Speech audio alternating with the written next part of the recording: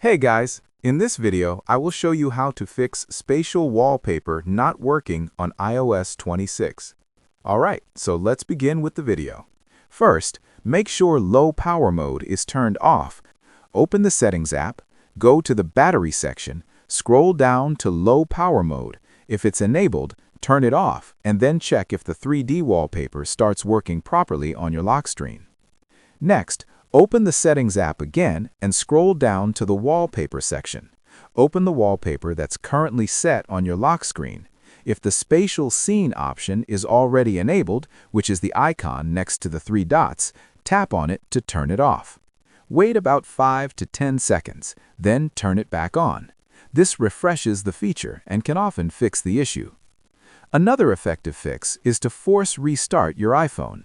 To do this, quickly press the volume up button, then press the volume down button. After that, press and hold the power or side button for around 20 seconds. Don't release it until you see the Apple logo appear on the screen.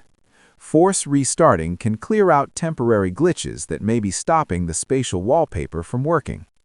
You should also check whether the Reduce Motion option is enabled. Open Settings, go to Accessibility, then tap on Motion. If Reduce Motion is enabled, turn it off.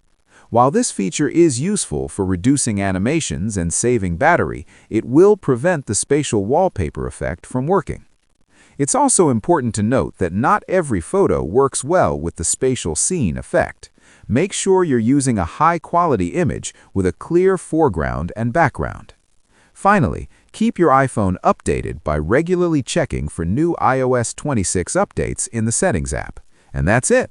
So that is how you can fix spatial wallpaper not working on iOS 26. So that's all for this video. Thanks.